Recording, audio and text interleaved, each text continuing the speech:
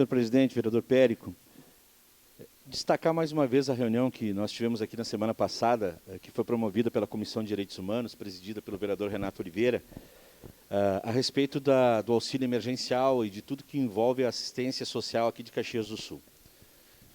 A partir daquela reunião que aconteceu na semana passada, também a imprensa repercutiu um pouco da fala da assistente social que esteve aqui da Fundação de Assistência Social, a Ana Luísa Viganó, que foi uma fala muito importante, que trata da pandemia da miséria que nós estamos vivendo em Caxias do Sul.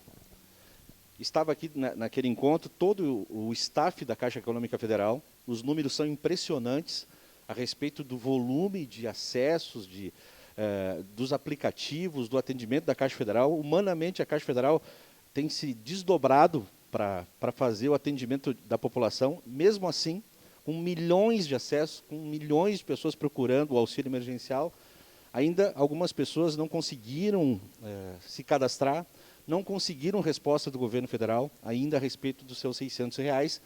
E o que mais preocupa é que são 3 parcelas apenas, e 2 já foram, até algumas pessoas já receberam 2 parcelas, mas algumas não receberam nada, não receberam absolutamente nada.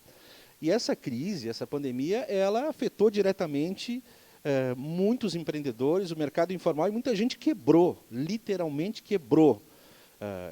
A representante da FAS disse, olha, mais de 2.000 pessoas começaram a acessar, a mais daquilo que já está no cadastro único, a Fundação de Assistência Social, pedindo comida, pedindo apoio, enfim, esses são os números oficiais, mas o que a gente vê por aí, quem circula por aí, a gente é muito procurado, a gente vê que realmente essa crise, essa pandemia atingiu quem nunca precisou de uma cesta básica. As pessoas estão... Ontem mesmo eu recebi um áudio que me emocionou, de uma amiga, chorando porque a empresa dela está demitindo todo mundo. E ela será a próxima a ser demitida. Aí, bom, tem seguro-desemprego para ela, sim, mas não tem perspectiva. As pessoas estão sem perspectivas, elas estão desoladas, elas estão com medo. Elas não, se dissesse, bom, estou sendo demitido agora, meus colegas estão sendo demitidos agora, mas ali em junho, julho, as coisas serão retomadas, ainda haveria um alento, mas as pessoas não têm esse alento. Então, muita gente está perdendo a dignidade. As pessoas estão com medo realmente disso. E, nesse aspecto, é importante essa rede de solidariedade que Caxias do Sul tem.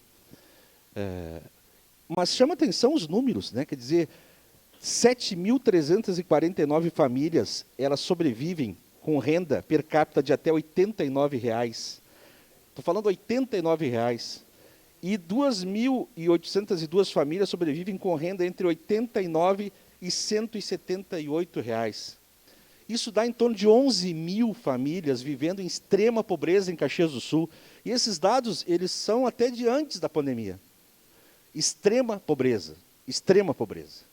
Nesse aspecto, é importante sim a cesta básica, é importante o cadastro único, é importante o trabalho da Fundação de Assistência Social, de todos os órgãos. Aqui na Câmara a gente tem comitê também, cada um fazendo a sua parte. Mas, isso, daqui a pouco, o mês que vem, de novo, é a mesma, o outro mês de novo. Quer dizer, e quando a gente ouve a fala do ministro da Economia, Paulo Guedes, dizendo que só prorroga esse auxílio se baixar para 200, quer dizer, as pessoas não receberam, muita gente não recebeu 600, que não tem, e que a fala dele é como se todo mundo fosse se ganhar R$600 e tranquilo, fico em casa, fico ganhando meus R$600 como se fossem todos uns aventureiros, vagabundos, que não querem trabalhar. Essa é a fala do ministro da Economia.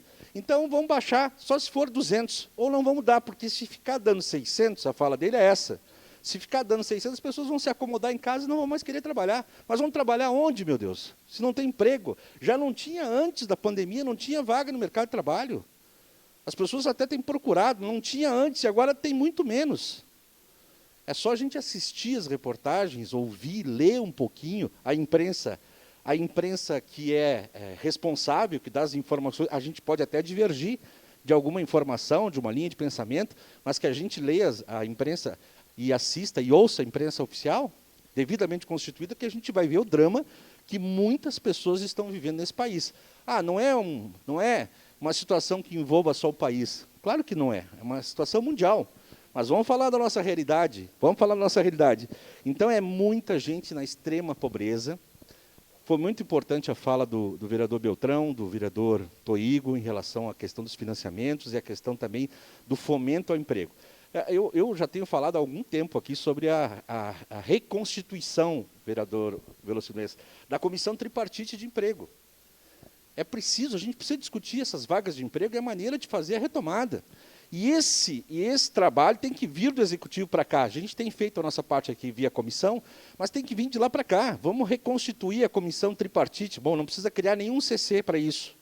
É só movimentar as peças ali. Nós temos uma Secretaria de Desenvolvimento Econômico em Caxias do Sul, que até agora, nos últimos anos, e agora continua repetindo isso, não mostrou a que veio. Nós temos um secretário que é ligado à SIC, é um empresário, tem experiência em gestão. Então, se movimente essas peças e se produza alguma coisa, se surgir alguma coisa. A Comissão Tripartite envolve trabalhadores, empresários, o Executivo, para discutir. A Agência Municipal de Emprego é uma lei que eu propus aqui e já foi aprovada.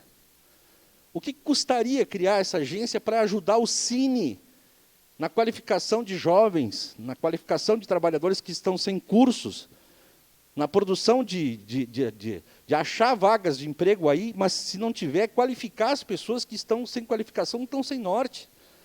Essa Agência Municipal de Emprego seria um apêndice, uma situação que pode ajudar o Cine de Caxias do Sul, que historicamente tem dificuldades. Tem dificuldades de atuação pela falta de estrutura, pela falta de pessoal. Então, essas situações todas, elas precisam vir à tona. Elas precisam ser propostas. A Câmara aqui propõe, tem comissões, enfim.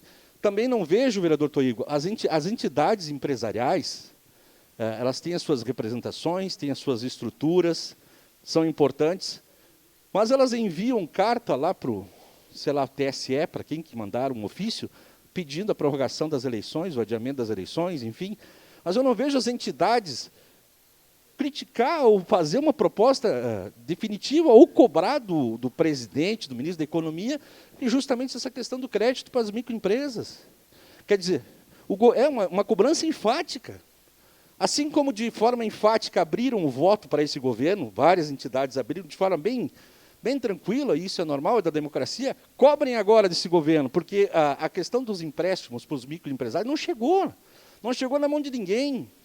Os microempreendedores estão fechando as portas, gostariam de ter isso logo, mas a burocracia emperra. Então é preciso essa cobrança mais enfática façam uma reunião, façam um ofício, façam pressão para que isso ande de uma forma um pouquinho mais célere, vamos dizer assim, para que esse valor chegue na conta dos microempresários, que eles possam sobreviver por um tempo, pagar suas contas, pagar os seus servidores, enfim, fazer com que a economia ande. Não é um favor que o governo faz, não é de graça que o governo está fazendo isso para os microempresários ou para outras empresas.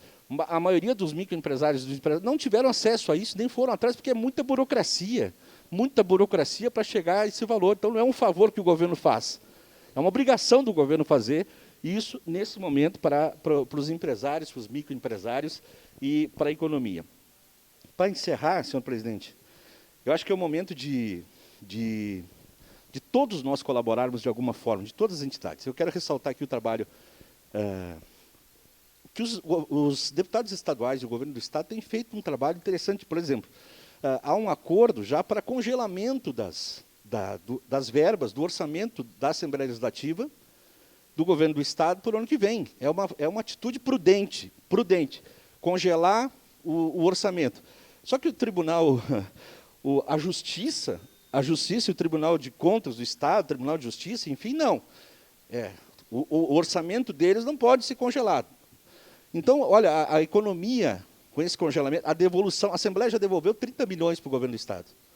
A ideia é devolver ainda mais, com esse congelamento, ano que vem, ter mais dinheiro em caixa para o governo do Estado trabalhar. E eu sugiro que aqui também a gente faça esse movimento, presidente Périco, que a gente congele também o orçamento, o percentual de orçamento da Câmara Municipal para o ano que vem. 5,96 foi o aumento de 2019 para 2020, isso dá em torno de 13 milhões de reais. A Câmara já devolveu 3 milhões e meio esse ano, mas é possível a gente fazer nossa parte também, talvez congelando esse percentual para o ano que vem, mantendo o mesmo orçamento da Câmara de Vereadores para o ano que vem, para que o município tenha, quem for administrar o município a partir do ano que vem tenha fôlego para poder ter um valor maior para trabalhar as suas questões, já que não deve ser fácil também para quem assumir o ano que vem. Obrigado, senhor presidente.